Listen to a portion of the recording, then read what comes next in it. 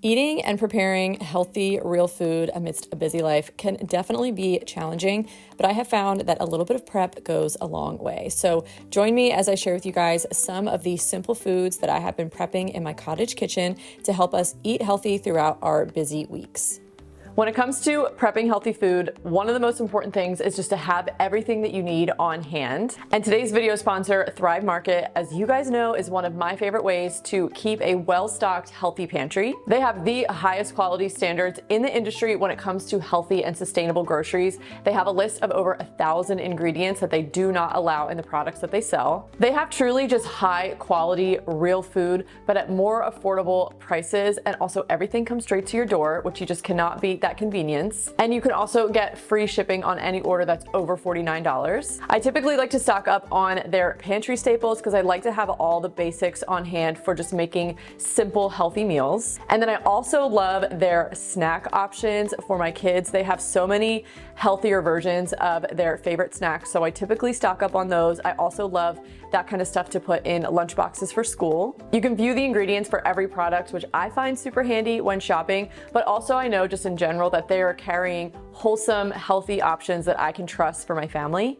The website is also just very easy to shop. They have all different kind of categories to help you narrow down what you're searching for. They also have the buy again feature, which is my favorite, so I can just quickly add my favorites to my cart.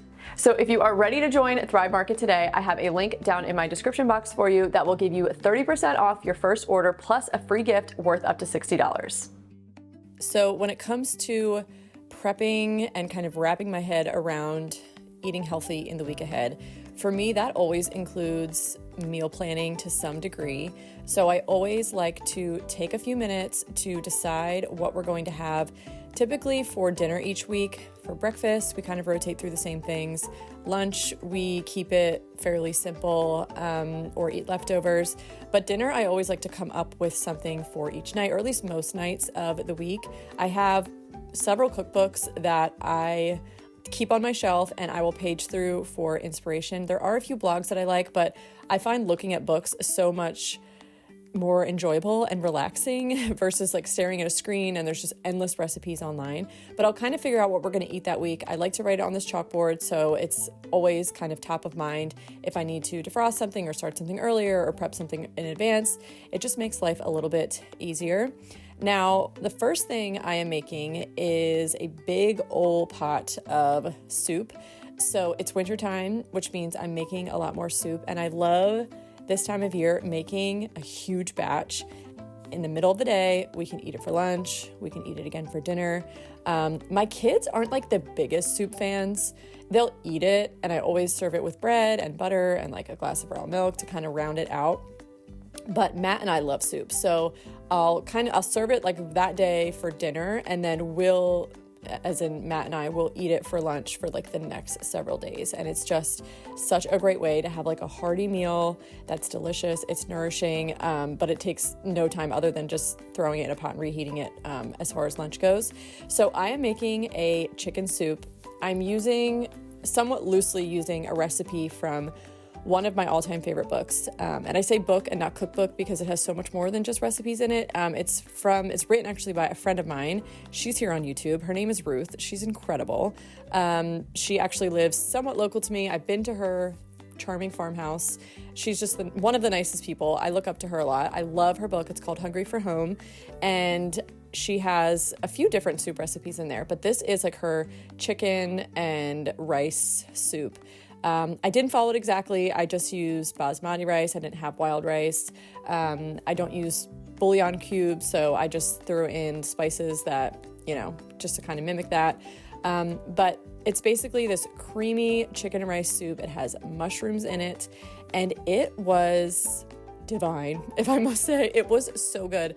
Matt I think he used the word excellent when he tried it, which he likes. I mean, he's a dude, he'll eat anything, but he likes good food, obviously, but I don't think I've ever gotten an excellent. So that was exciting. But It's basically just a chicken and rice soup, chock full of lots of veggies. And then on the side, you cook up some butter and flour to essentially make a roux by adding milk a little bit later. But so a little butter and flour, some mushrooms, and then you add in the milk and it turns into this just creamy deliciousness.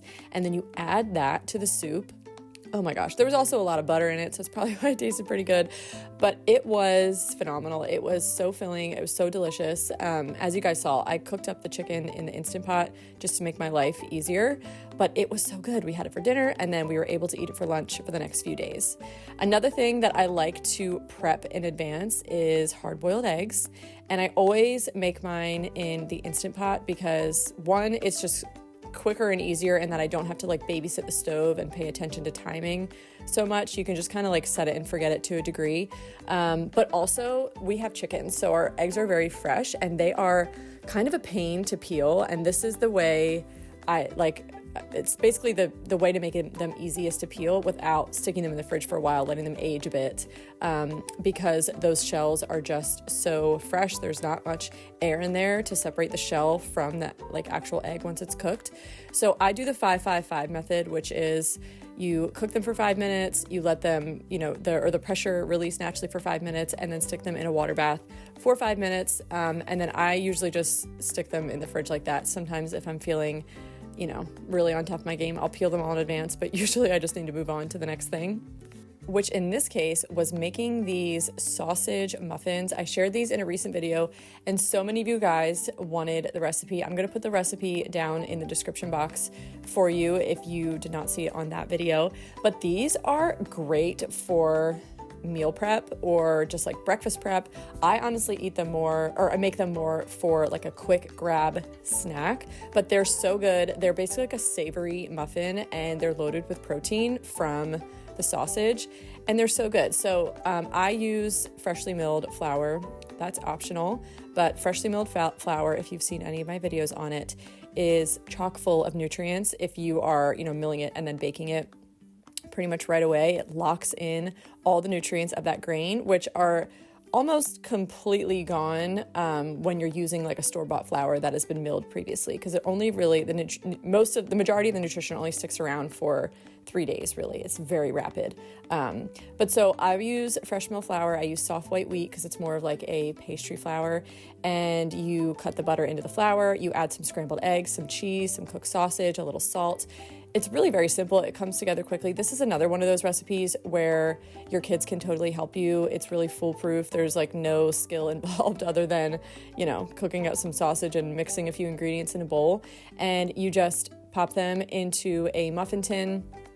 Again, I'll leave all the specifics down below for you guys, but these bake up really nicely. If you're not using fresh milled flour, I should say, you could totally use all-purpose flour, or you could use whole wheat flour, which regardless of whether it's been milled fresh or not, it's still going to be higher in fiber, which is going to bump up the satiety of these, like the how much they fill you up even more, which is great. And they bake up, they're beautifully, they're crispy, they're savory and delicious. I just stick them in the fridge and we pop them back in the oven if we want to heat them up, or I'll just eat it cold. But it's a great little quick grab snack that are, again, super satisfying. They're protein rich, fiber rich if you're using whole wheat. And again, if you're using fresh milled flour, they are packed with nutrients. So these are a great little thing to make ahead of time. You could also freeze them. You can make a bunch at once. Next, I am making something that I make every single week and essentially prep for our week of healthy eating, and that is sandwich bread. So I make this hands down the most out of any bread, because when it comes to what we actually eat as a family, my kids love sandwiches for lunch. We also love toast. And whenever I make like a beautiful sourdough loaf of bread, like a round loaf that I enjoy the process of making, I find it really satisfying. I also really like to eat that kind of bread. They just don't eat it as much. Like it never gets eaten up. I feel like we always have more of that left over. I feel like it's better when it's fresh. I don't know. Sandwich bread is just like the way to go for my family, at least at this point in time. And I have been experimenting, trying to find like the top favorite loaf that everybody likes in my family. And I feel like I finally found it. It is a mix. It's not all freshly milled flour, but it's a mix of freshly milled hard white wheat and then all-purpose, so like white flour. Now, I will leave this recipe because I've been working on it and perfecting it and trying to basically nail it. And I feel like this nails it as far as kind of straddling the line between highly nutritious and then also highly palatable to where they'll actually eat it. Because you can make like the most nutritious, freshly milled loaf in the world with all the nutrients, but if they're not actually eating it, like it makes no sense, right? So you have to find the balance, and I'm certainly not a purist. So I've been on the hunt, or really trying to discover the perfect recipe, and I feel like this is it. Now, when I first made this particular recipe for my kids, my oldest said, "Mom, this is the best bread you've ever made." And she's been so patient with me for like the last 6 months as I've been trying so many different recipes. We consider her our foodie. She likes everything. She loves to eat. She's really come around. And I think that's because for many years, I do this with all my younger kids too, I don't make special meals. What I make is what we eat. And while they protest for quite a while, I mean, I feel like it took her a couple years, they really do come around and their palate expands. But she said, "This is the best bread I ever made." My 2-year-old son yelled and said, "This is yummy bread." So I was like, okay, I think I finally nailed it. I think we got it. So I will leave that recipe linked down below for you guys, as it's been a total hit with my family and it's something that I make every single week. Now, when you are making your own bread from scratch, you are going to end up with bread that is stale and doesn't necessarily get eaten because it doesn't last nearly as long as a store-bought bread. Now, this isn't necessarily a problem, especially if you have chickens. You can toss it to the chickens and it'll make their day. But you can also make your own, several different things, but typically I make croutons or breadcrumbs is what I make most of the time.